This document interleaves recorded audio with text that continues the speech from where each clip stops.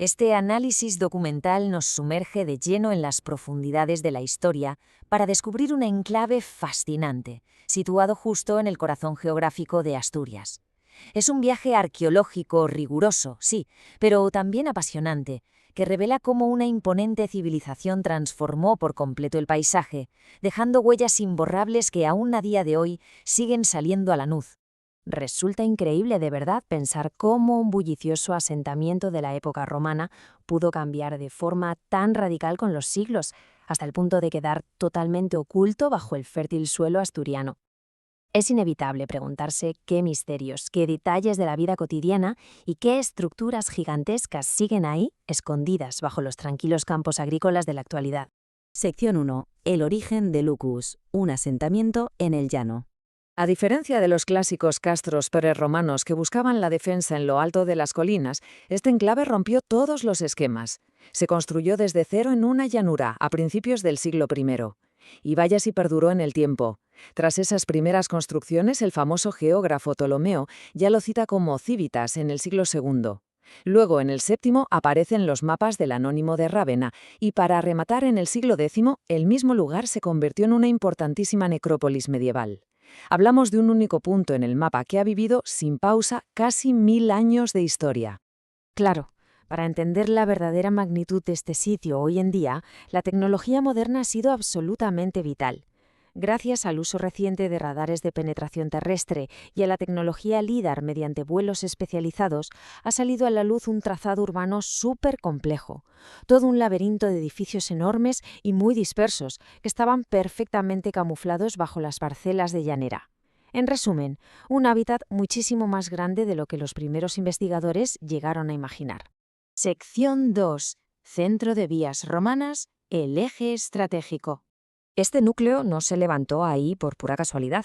Su importancia era brutal. Era el nodo principal del Imperio Romano en el norte de la península. Los romanos lo denominaban un vicus viari. Era una encrucijada total por donde fluía la riqueza tanto comercial como administrativa y militar.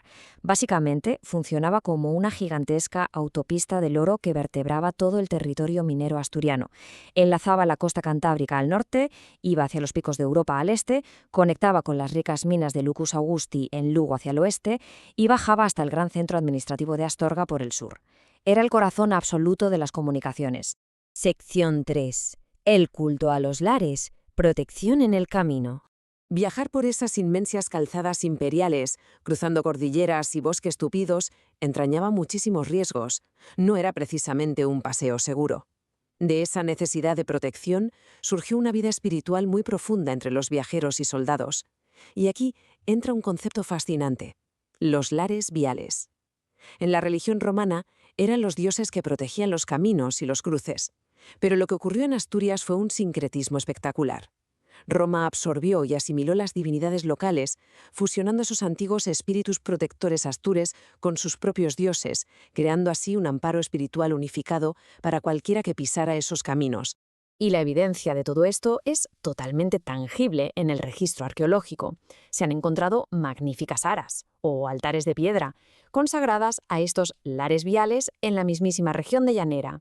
Resulta súper revelador observar en estas piedras cómo se mezclan las características romanas con la tradición local, como por ejemplo los 3 foculi, que son unas pequeñas cavidades talladas cuidadosamente en la parte superior del altar, diseñadas específicamente para realizar ofrendas durante los rituales. Sección 4. Viviendas y termas romanas, vida cotidiana y lujo. Si dejamos atrás la dureza de las vías públicas y nos adentramos en la vida privada, emerge una escena de auténtica opulencia. A partir de los restos excavados, queda clarísimo el alto poder adquisitivo que tenían los residentes de Lucus Astrum. Estar tan bien conectados con la costa les permitía una dieta de auténtico lujo. Las ostras y las vieras eran habituales en sus mesas. Platos que se servían en vajillas de cerámica importadas desde territorios lejanos como la Galia. Además, se han documentado valiosos denarios de plata de la República. Y un detalle curioso: atesoraban antiguas puntas de flesa de la Edad del Bronce que utilizaban como amuletos protectores en sus hogares. Y nada refleja mejor este elevado nivel de vida que unas buenas termas. En pleno centro del asentamiento se ha documentado un enorme complejo termal de 800 metros cuadrados, que estuvo a pleno rendimiento entre los siglos I y IV.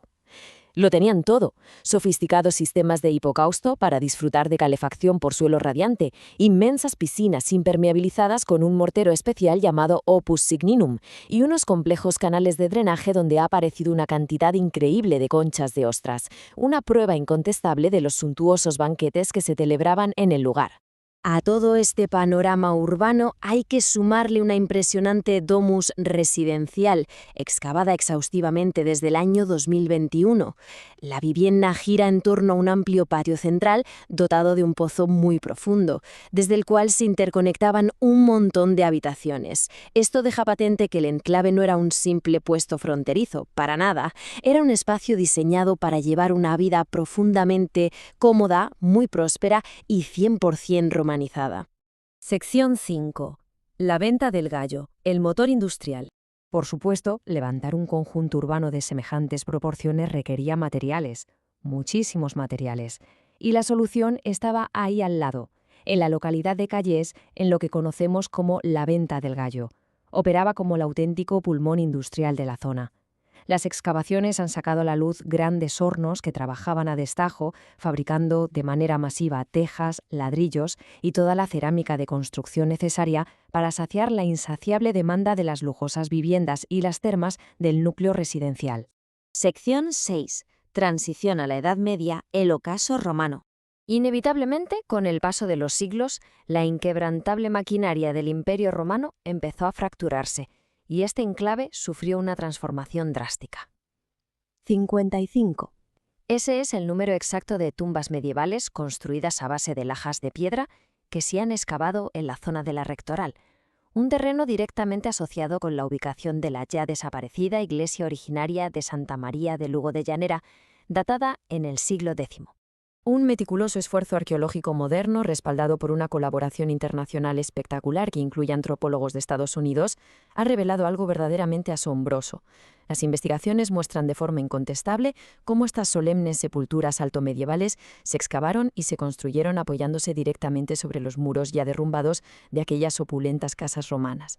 Es un testimonio mudo pero potentísimo del inexorable paso del tiempo. Y así se llega a una reflexión final que casi pone los pelos de punta.